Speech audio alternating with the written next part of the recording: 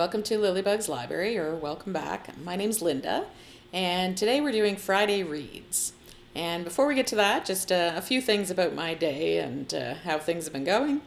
It was beautiful and sunny today. It was plus 12 Celsius, which is the nicest day we've had in a while. So I went out and did a few things. I had to take back a ring that I had for a sleep study because they're checking for sleep apnea. Turns out I did it wrong, so now I've got to do it again. So we'll see how that goes. Went and got some paint because I'm going to get one of my walls painted, which I'm really excited about, so can't wait. And then picked up the grandkids from school, and they were people who have recently got positions as a 911 dispatcher. They were doing simulations. So we had the children call and do a simulation with them, which helped them and the children, because you have to say your address and your phone number and what's wrong and those sort of things. So I thought it was great, great teaching moment for both sides. So that was really good. So yeah, that's been the excitement. So what I have read this week. So that was pretty exciting too. So the first thing I read was called Murder at the Bee Farm by Sue Hollowell. And that one was a cozy mystery. So it takes place in Honey Ridge Falls, and it's about a woman named Moxie. She comes back to her grandmother's B&B to try and help her grandmother and to kind of get over some romance. And everything's going well, but then something happens to one of their neighbors at Sweet Buzz Farms, where they had bees and sell honey and things like that. Well, someone from her past becomes the prime suspect, and she's not crazy about him, but she also doesn't think he's a murderer. So she's busy trying to clear his name and try to make sure she doesn't get too involved in it all, because, you know, they do have a checkered past. And so she's spending a lot of time trying to figure out this mystery. So in the meantime, her grandmother with this B&B, and her grandmother's a beautiful character, just lovely. Her grandmother had this stray cat that kept hanging out around the B&B. And her grandmother refused to feed it or anything because she didn't want to encourage it. Well, Moxie had a different thought about things and just loved the cat, ended up feeding it, and now Moxie has a cat. So the cat's name, she named it Sneaker, and it's really cute and you know, kind of really hangs around Moxie, and it's very sweet. Like I said, really loved the character of the grandmother, and Moxie for that matter, and some of the townspeople were really sweet as well. The grandmother has just kind of a special friend, and he was also very, very lovely. And so really enjoyed it. Would I read another in the series? Probably, yeah. So I thought it, you know, the characters were good. The plot was good. I didn't guess the ending, which was great. So with all of that going on, I think that it was very well done. So I would give it 4 out of 5. So the next one I read was a totally different type. This one was by Kate Quinn, and it was The Briar Club, that wonderful husband and I. We listened to part of it, we read part of it. You know, we had to get it back from the library, and so it was kind of a hot mess in that way, but worth every moment. It was an incredible story. Took place in Washington, D.C. in 1950, and that's the McCarthy era, so that's around the time when a lot of people were being accused of being communists, whether they were or they weren't, and everyone was very kind of suspicious of each other. So it was a different time.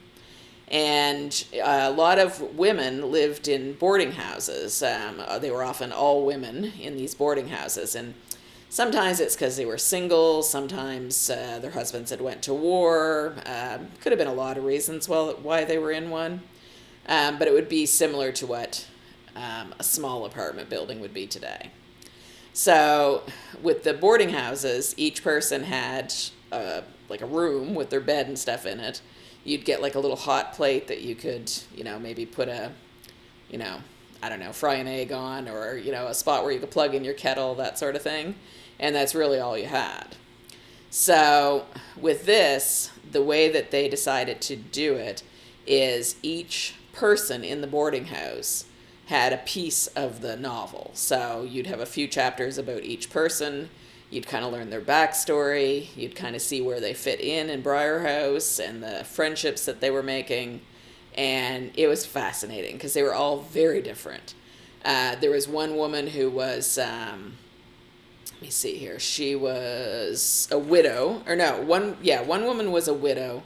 She had been from Hungary, I think. I couldn't swear to it now.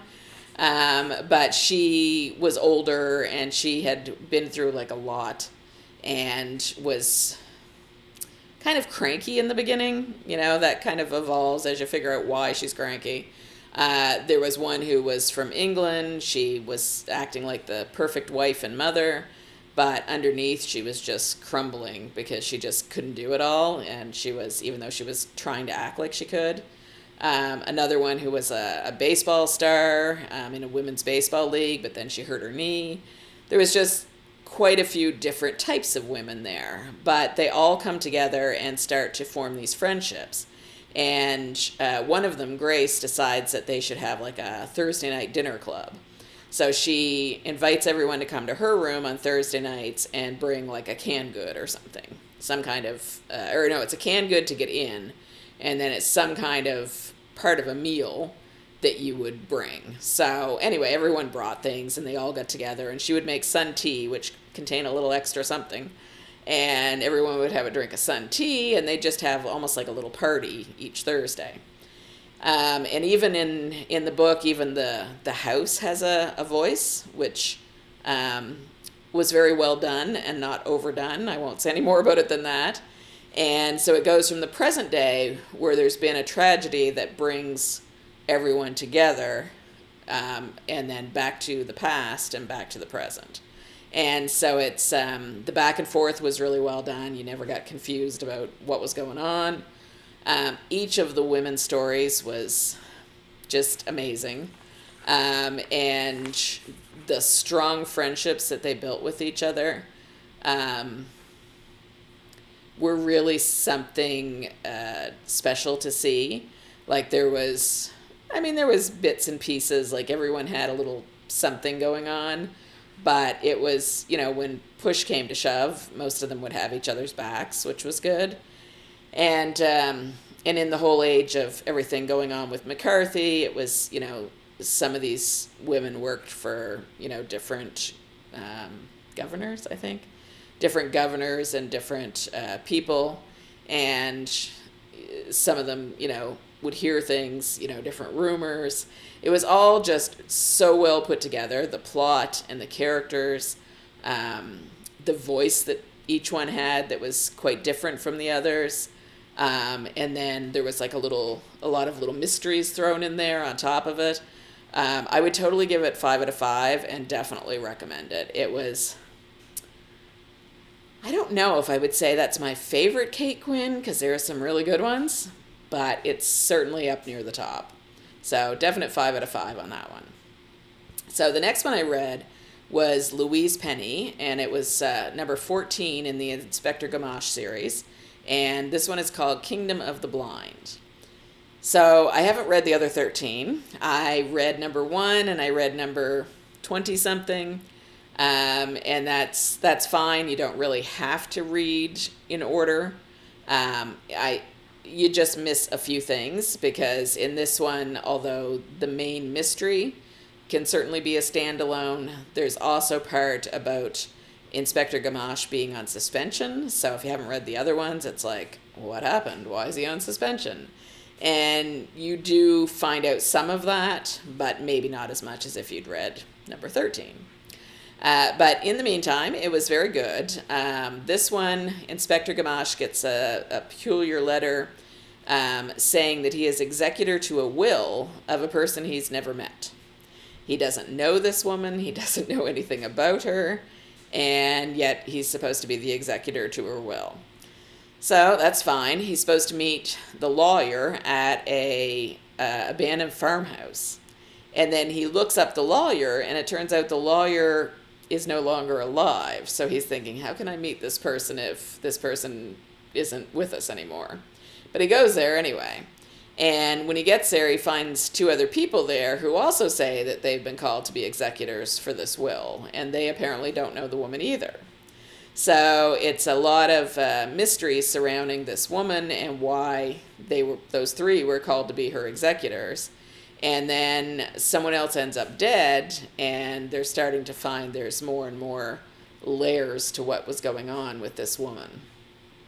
And it turns out it's not nearly as simple as what they think.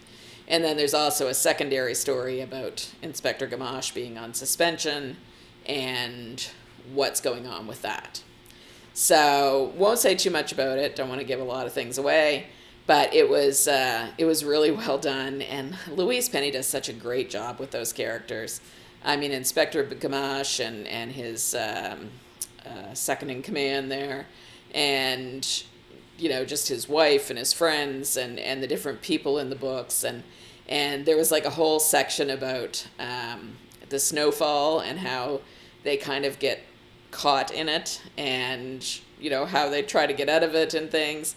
And it's just, you can tell that Louise Penny has obviously lived in a place where there is snow because she certainly understands how it can be. So it was just really well written, well done. And that one I would give 4 out of 5. So the last one that I read was called Meant to Be, and it was a sweet romance. And it was so sweet, it could have been a cozy romance, really, because that's what it certainly felt like. It was about Cordy Brown, who she just didn't make some very good decisions. She ended up losing her job, which was okay, she was going to be fine. And she had some savings and decided she was going to move to this quaint English cottage that she found. She wasn't in England at the time, but she decided to move to this cottage. So the person selling it said, okay, I'll do a video tour of the house and you can see what it's like. And she's like, okay, great.